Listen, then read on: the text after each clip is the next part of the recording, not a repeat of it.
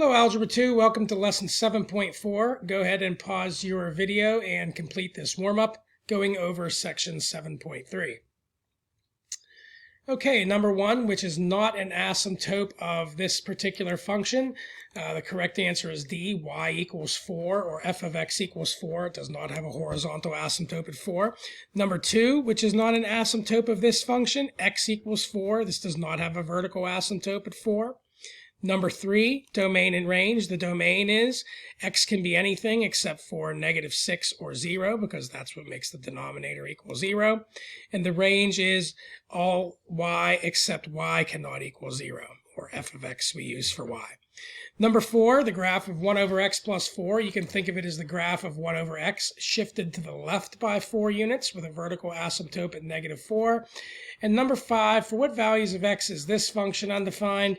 It is undefined at x equals 7 and -2.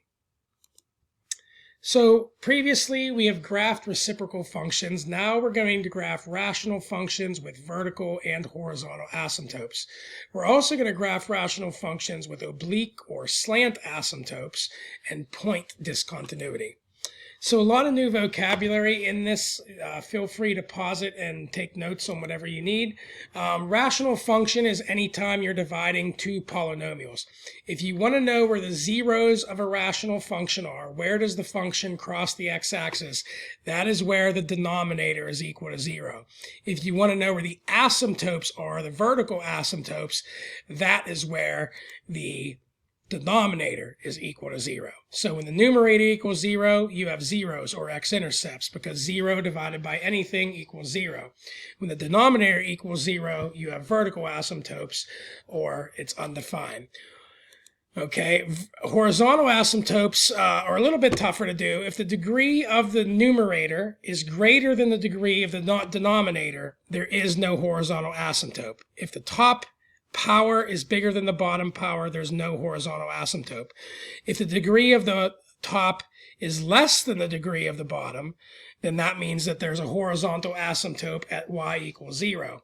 If the degrees are equal, that means then that there's a horizontal asymptote at the ratio of the leading coefficient of the numerator divided by the leading coefficient of the denominator.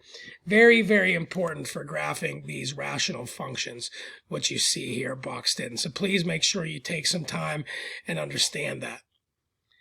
Oblique asymptotes, otherwise known as slant asymptotes, it's neither horizontal nor vertical. It's actually slanted. We'll get more into that later. And also we'll get into point discontinuity. In some cases, graphs of rational functions might have things that look like they're a straight line, but there's just a hole in the graph because the function is undefined at that point. And we'll take a look at that momentarily. Okay, so again, definitions of vertical and horizontal asymptotes. Vertical asymptotes, whenever the denominator equals 0. Horizontal asymptotes, you have to compare the powers of the numerator and the powers of the denominator to see what's going on. Here's an example of something without a horizontal asymptote. It has a slant asymptote, if you can see in here. And then, here's an example of one with one horizontal asymptote where you can see the graphs flattening out. This also has 2 vertical asymptotes and 1 slant. This has 1 vertical asymptote and 1 slant asymptote. Here's another example of 1 vertical and 1 horizontal asymptote. So let's graph something that has no horizontal asymptote. Graph this function x to the third over x plus 1. In order to graph a function, rather than just sticking it in our calculator, we want to find the zeros. Remember, zeros are where the numerator equals 0. So we set the top of the fraction equal to 0. We take the cubed root. This has a 0 at x equals 0. Step 2, draw the asymptotes. So let's think where the asymptotes are. Vertical asymptote is where the denominator equals 0. That means x equals -1. There's a vertical asymptote at x equals -1. So we know we have a 0 at 0. We have a vertical asymptote at x equals -1. We also know that since the degree of the numerator is greater than the degree of the denominator, there is no horizontal asymptote. Step 3, draw the graph. It's a good thing to use a table on your calculator to find ordered pairs, and then you can connect the points. So here's a table. We chose -3, -2, couple decimals, couple positive numbers as well. And what you can see here is, here's the vertical asymptote at x equals -1. There's a 0 at 0, and the graph, kind of a funky looking little graph, but there's no horizontal or slant asymptote going on. Okay, here's a problem for you to try. See if you can use the same methods, figuring out what this graph looks like. Use your calculator to support, and the correct answer is letter A. Okay, real world example using rational and graphing rational functions. I'll let you read this. So what we're going to do is try to draw the graph if R2 is 15 miles per hour. So if we just substitute 2 times rate 1 times 15 plus rate 1 times 15, and we can simplify 2 times 15, giving us 30 R1 over R1 plus 15. This is going to have a vertical asymptote when R1 equals -15. And the horizontal asymptote will be R equals 30. The power of the numerator is equal to the power of the denominator, right? The R to the 1, R to the 1, 30 divided by 1 is 30. So if we look at this, should have a horizontal asymptote at 30, a vertical asymptote at -15, and that's it. So what is the R-intercept of the graph? Remember, R-intercept would be this. When does this cross the R-axis? When does the graph cross the R-axis? Looks like when R equals 0. And what's the domain and range values? What are meaningful in the context of the problem? Well, we need R1 to be greater than 0, and we need R between 0 and 30 to be meaningful, because it doesn't make sense to go beyond that. So you always want to think about things in terms of the problem situation.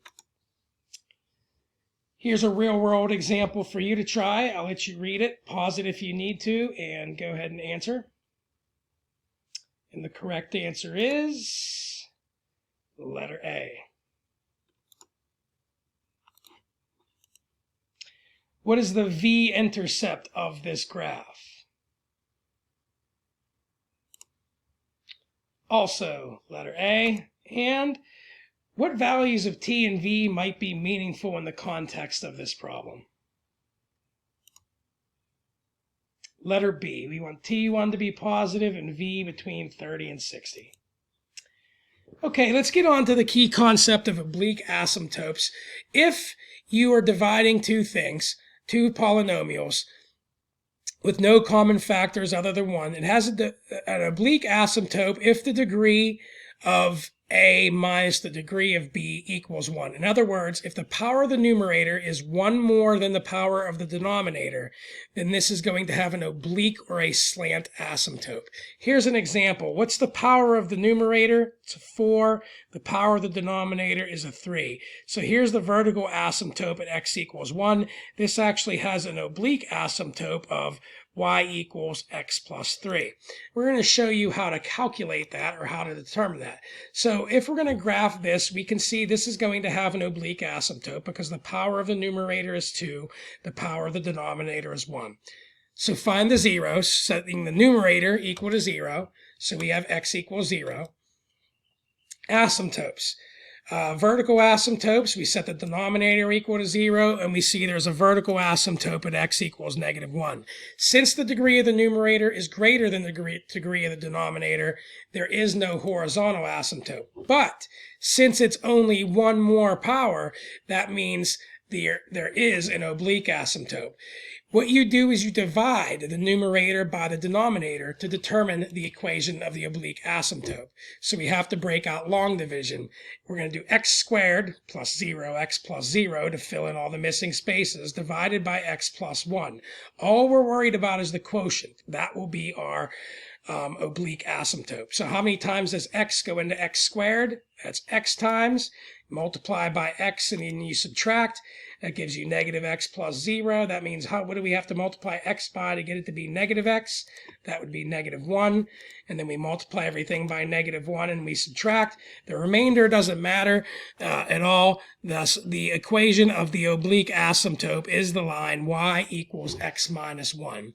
So since we know there's a 0 at 0, a vertical asymptote at negative 1, and a horizontal asymptote, no horizontal asymptote, sorry, an oblique asymptote at y equals x minus 1. And that's what it looks like if you look like slope of 1, y-intercept of negative 1. Okay, see if you can graph this one. Find the equation of the oblique asymptote, see which one matches up with it. Also the vertical. And the answer is B. Okay, the last thing we're going to talk about in section 7.4 is point discontinuity.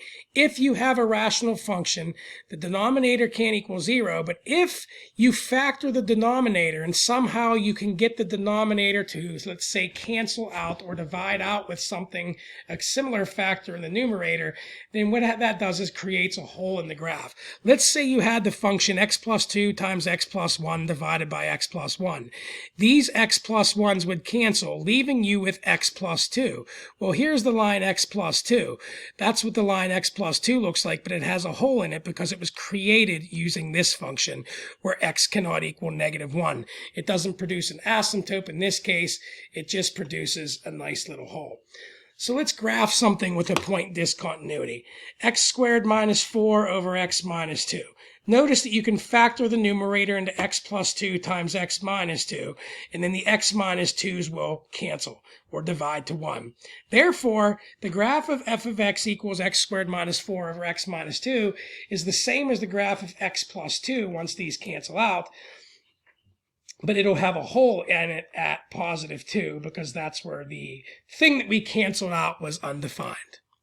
Which graph is the below is the graph of x squared minus 16 over x plus 4.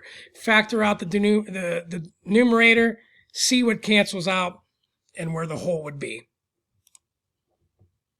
It's C. It would factor into, it would cancel out into x minus 4 with a hole at negative 4. Okay, that's it for 7.4. Hope this helps you with your exercises. Best of luck. Have a good one.